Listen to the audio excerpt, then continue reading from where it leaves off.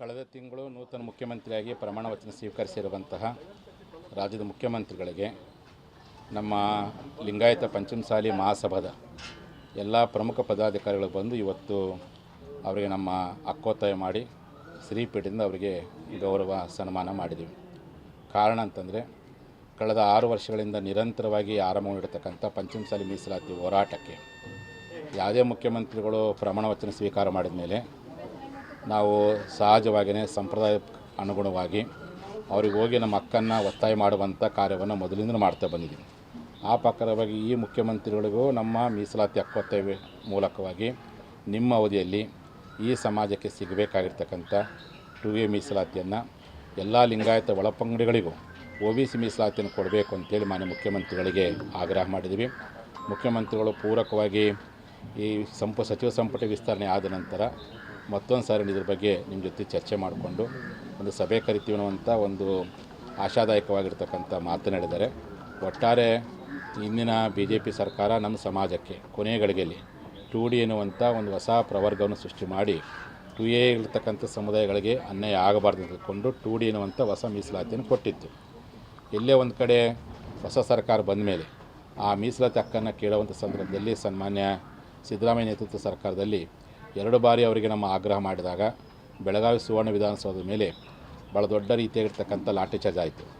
ಅವತ್ತು ನಾವು ಆಲೋಚನೆ ಮಾಡಿದ್ವಿ, ಈ ರೀತಿಯಾಗಿ ಲಾಠಿ ಚಾರ್ಜ್ ಆದಮೇಲೆ ಮತ್ತೊಂದು ಸಾರಿ ಅಂದಿನ ಮುಖ್ಯಮಂತ್ರಿ ಆಗಿರ್ತಕ್ಕಂಥ ಸಿದ್ದರಾಮಯ್ಯವ್ರನ್ನ ಭೇಟಿ ಮಾಡೋಕ್ಕಿಂತ ಮುಂದೆ ಯಾರು ಈ ರಾಜ್ಯಕ್ಕೆ ಮುಖ್ಯಮಂತ್ರಿ ಆಗ್ತಾರೋ ಮತ್ತೆ ಅವ್ರಿಗೆ ಆಗ್ರಹ ಮಾಡೋಣ, ಅವ್ರಿಗೆ ಒತ್ತಾಯ ಮಾಡೋಣ ಅಂತೇಳಿ ನಮ್ಮ ಸಮಾಜ ಬಂದ ಎಲ್ಲರೂ ತೀರ್ಮಾನ ಮಾಡಿದ ಪ್ರಯುಕ್ತ ಮೊನ್ನೆ ಉಳಿವೆಯಲ್ಲಿ ಸಂಕಲ್ಪ ಸಭೆ ಆದಾಗ ನೀವು ಮತ್ತು ಪದಾಧಿಕಾರಿಗಳು ಅಷ್ಟೇ ಹೋಗಿ ನಿಮ್ಮ ಹಕ್ಕನ್ನು ಒತ್ತಾಯ ಮಾಡಿರಿ ಸ್ವಾಮೀಜಿ ಅಂತ ಮನವಿ ಮಾಡಿಕೊಂಡ್ರು. ಆ ಪ್ರಕಾರವಾಗಿ ಮುಖ್ಯಮಂತ್ರಿಗಳಿಗೆ ಇವತ್ತು ಬಂದು ನಾಡಿನ ಸಮಸ್ತ ಪಂಚಮಸಾಲಿ ಸಮಾಜ ಪರವಾಗಿ ನಮ್ಮ ಸಮುದಾಯಕ್ಕೆ 2A ಮೀಸಲಾತಿಯನ್ನು ಮತ್ತು ಎಲ್ಲ ಲಿಂಗಾಯತ ಒಳಪಂಗಡಿಗಳಿಗೂ OBC ಮೀಸಲಾತಿಯನ್ನು ಕೊಡಬೇಕು ಅಂತೇಳಿ ಇವತ್ತು ನಾವು ಆಗ್ರಹ ಮಾಡಿ ನಮ್ಮ ಹಕ್ಕನ್ನು ಒತ್ತಿಸಿ ನಮ್ಮ ಜೊತೆಗೆ ನಮ್ಮ ಕರ್ನಾಟಕದ ಎಲ್ಲ ಜಿಲ್ಲಾ ಅಧ್ಯಕ್ಷಗಳು ಕೇವಲ ಪದಾಧಿಕಾರಿಗಳನ್ನು ಕರ್ಕೊಂಡು ಮಾತ್ರ ನಾವು ಬಂದು ನಮ್ಮ ಆಗ್ರಹವನ್ನು ಮಾಡಿದ್ದೀವಿ ಅನ್ನೋಂಥ ಮಾತನ್ನು ನಾಡಿನ ಸಮಾಜ ಬಾಂಧವರಿಗೆ ಈ ಮೂಲಕ ಹೇಳಿಕ್ಕೆ ಇಚ್ಛೆಪಡ್ತೀನಿ.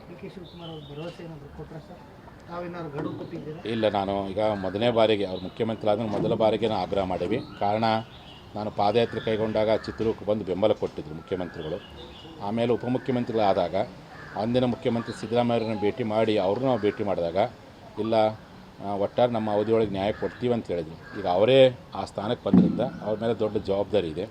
ಹಾಗಾಗಿ ನಮ್ಮ ಸಮಾಜ ಯಾವಾಗಲೂ ನಾವು ಮುಂಚಿಂದನೂ BJP ಪಕ್ಷವನ್ನು ನಮ್ಮ ಸಮಾಜ 80% ನಮ್ಮ ಜನ BJP ಬೆಂಬಲಿಸ್ತಾ ಇತ್ತು. ಎಲ್ಲೇ ಒಂದು ಕಡೆ ಮೀಸಲಾತಿ ವಿಚಾರದಲ್ಲಿ ಗೊಂದಲ ಆತಂತೇಳಿ ಇವ್ರ ಮೇಲೆ ನಂಬಿಕೆ ಇಟ್ಕೊಂಡು ಈ ಸಂದರ್ಭದಲ್ಲಿ ಈ ಪಕ್ಷಕ್ಕೆ ನಮ್ಮ ಜನ ಬೆಂಬಲ ಕೊಟ್ಟಿದ್ರು.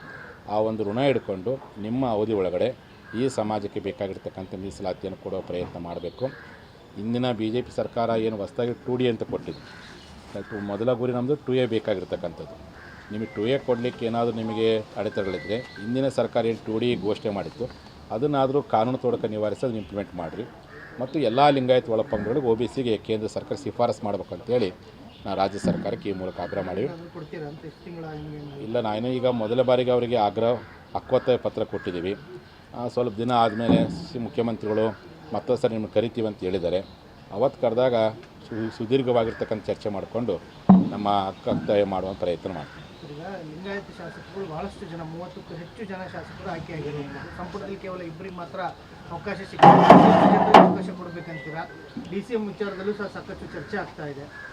ನಮಗೆ ಮಾಧ್ಯಮದವರಿಗೆ ಗೊತ್ತಿರೋ ಹಾಗೆ ಮೊದಲು ನಮ್ಮ ಪಂಚಮಸಾಲಿ ಸಮಾಜದವರು ಒಟ್ಟನಾವಳಿ ಲಿಂಗಾಯತರು ನಮ್ಮ ಮೀಸಲಾತಿ ಹೋರಾಟ ಶುರು ಆಗೋದಕ್ಕೆ ಮುಂಚಿತವಾಗಿ ನಮ್ಮವರಿಗೆ ಮಂತ್ರಿ ಸ್ಥಾನ ಕೊಡ್ರಿ ಅಂತೇಳಿ ನಾವು ಒತ್ತಾಯ ಮಾಡ್ತಿದ್ವಿ, ಹೋರಾಟ ಮಾಡ್ತಿದ್ವಿ.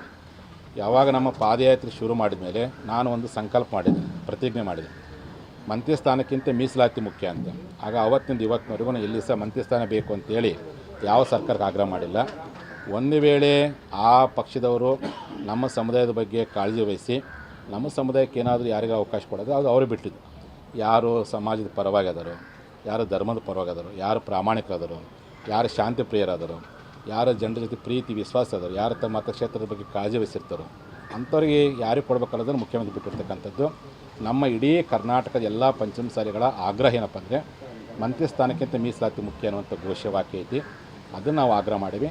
ಇನ್ನು ಅವ್ರಿಗೆ ಕೊಡೋದು ಮಂತ್ರಿ ಯಾರಿಗೆ ಕೊಡ್ಬೇಕು ಬಿಡ್ಕೊಂಡು ಅದು ಮಾನ್ಯ ಮುಖ್ಯಮಂತ್ರಿ ಬಿಟ್ಟಿರ್ತೀವಿ ವಿಚಾರ ಅದ್ರ ಬಗ್ಗೆ. ಯಾಕೆ ನಮ್ಮ ಪಂಚಮಸಾಲಿಗಳು ಸುಮಾರು 11 ಜನ ಶಾಸಕರಿದ್ದಾರೆ. ಹಾಗಾಗಿ ನಾನು ನನ್ನ ಮೀಸಲಾತಿನ ಭಾಳ ಮುಖ್ಯ ಅನ್ನೋ ಕಾರಣಕ್ಕೋಸ್ಕರವಾಗಿಯೇ ಅವರು ವಿವೇಚನೆಗೆ ಬಿಟ್ಟಿದ್ದು, ಅವ್ರ ಪಕ್ಷ ವಿಚಾರ ಬಿಟ್ಟಿದ್ದು, ಅವ್ರು ಯಾರಿಗೆ ಕೊಡ್ತಾರೆ ಕೊಡಲಿ ಅಂತೇಳಿ ನಾನು ಅದನ್ನು ಹೇಳ್ಬಿಟ್ಟೆ. ಧನ್ಯವಾದ.